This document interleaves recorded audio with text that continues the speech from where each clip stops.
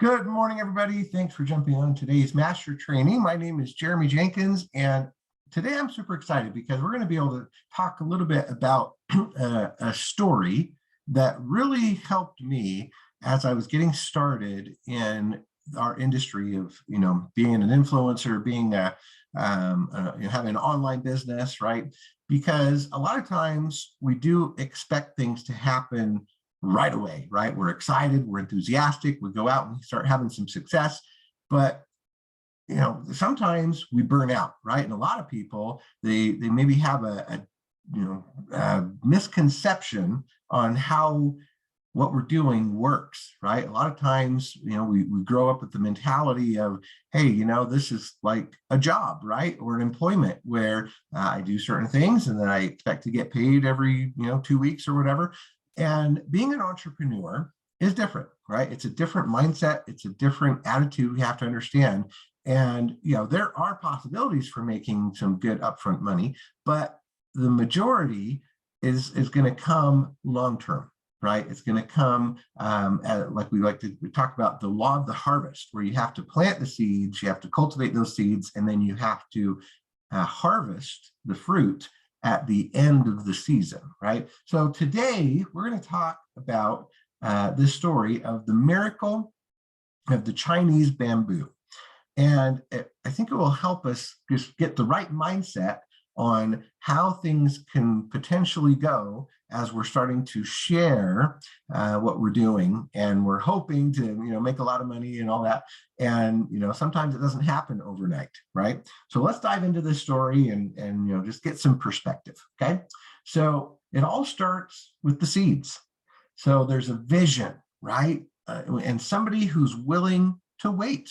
So the Chinese farmer, usually struggling to survive and feed his family, will sow the seeds, and he puts his hopes and his dreams into everything that they're going to provide when they reach 30 meters high. You ever seen bamboo, right? It's super tall, right? It grows really, really high. And it's used for all kinds of things, right? So with his heart set in the future, he creates the holes, right? Little holes after hole, and he plants the little seeds, and he starts prepping their care, okay? Day after day, he carries water to those little spots that he has marked. And as is human nature, to want to see results, he carefully inspects those spots every day to see what's going on. Now, there's nothing yet, okay? And knowing that he has to feed his family, he starts planting other types of crops around those special spots that have all the hope for the future. He continues to water them and fertilize them every day, just waiting and watching, right? Well, still nothing, right? The other crops come in just a few weeks. They're fast, right? They feed his family within a few months, but they don't give anything for the future, really, right? These crops are not going to make his dreams come true. They just give for the present. The spots continue or have all the hope for the future, and a whole year goes by, and there's still nothing, right? No sign of life. He continues carrying the water. He watches the spots nonstop, but he sees nothing more than the dry land. His hopes, his dreams, they seem kind of far away, right? There's no evidence of life. Did the seeds rot? Did they die before having a chance to grow? He's not quite sure. And of course, another year goes by. And the neighbors, those who don't know about the miracle of the Chinese bamboo, laugh at him. They make fun of his vision for the future. He is regarded with pity while carrying buckets of water to those spots, right? He begins to wonder, will they actually grow? Could it be that he is wasting his time and wasting his water on something that's not going to reward him in any way? A whole nother year goes by, and still nothing. 3 years of pouring water, energy, and hope into the Chinese bamboo. No reward, but he has heard of the miracle. He's heard of the great rewards that come to those who believe, right? People have told him about it. One day he stands in front of the spots and he just cries from the frustration and the fear. The spots reveal nothing. The dry land seems to mock him, but the wind whispers hope. He gives a sigh and pours on more water. Another year and still nothing. 4 years of hope, desire, and diligently attending to his dream. Surely the miracle must finally happen. The neighbors already stopped laughing. They don't even care anymore. But they quietly talk amongst themselves about that farmer who's not quite right. At this point, the farmer is also not at all sure, but he has a habit, so he keeps watering those spots. He continues to fertilize them. It's just what he does now without thought of reward. It's simply the simple hope that there is life hidden beneath these spots. And another year goes by. 5 years.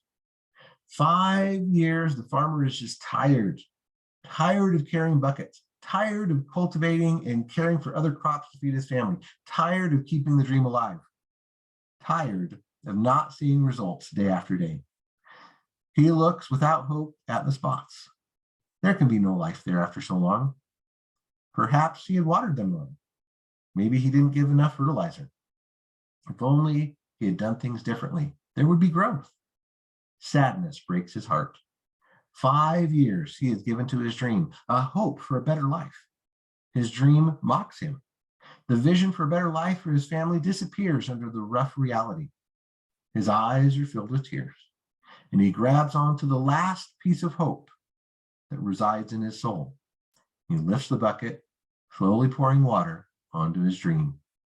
After 5 years, he would be foolish to give up now. The miracle. Then comes the morning when the whole town is awakened by the cries of joy from the farmer. They look out their windows while he is running down the street, screaming for his family to come see. While the family returns with him, the rest of the people also leave their houses to see why he's so excited. They find him next to the spots, talking excitedly. From the street, they can see something green coming out of the dry ground. It seems that they are growing before their eyes. The farmer is dancing. The miracle has happened. The spots become the place where all the people come to see, watching with amazement as the bamboo grows and grows and grows. 1 meter, 2, 5, 10, 15, 20, 30. In just 6 weeks, the bamboo has reached 30 meters high. The farmer is aware that all his dreams have come true. Harvesting the bamboo will give him everything he had dreamed of for his family. Also, he realizes all the lessons learned and how they are equally valuable. He learned to plant a dream. He learned to do daily things that would make it a reality. He learned to ignore those who said it was not possible. He learned to look beyond their fear and doubt and keep taking action.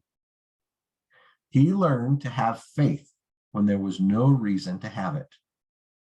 Now he smiles each time he passes through the village. Everyone is carrying buckets of water to their own spots. Seeing the bamboo 30 meters high, they know what can happen. All because of him. By being willing to lead the way and make his dream come true. It all started with the seed. So what did you learn today? What are you willing to do to realize your dreams? How long are you willing to work? How long are you willing to learn? How much faith and hope are you willing to have? I hope the answer is enough to help you achieve everything you want in life. It all starts with the seed. And we have that seed. We have that vehicle. We have the possibility right here in our hands. We just have to remember that it doesn't always happen overnight. It does take time. It takes patience. It takes daily action. It takes a lot of faith and going through a lot of hard times sometimes. But in the end, it's all worth it. So my friends, let's go out there and do this. Let's go out there and crush it. Let's not give in to the naysayers. Let's not get discouraged when people turn us down or reject what we have to offer. Let's have faith. Let's keep our chin up high. Let's believe in what we have and know that it will eventually bloom and sprout and turn into something that will change our lives forever.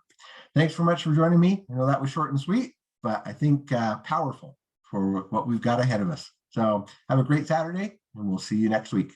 Thanks, everybody.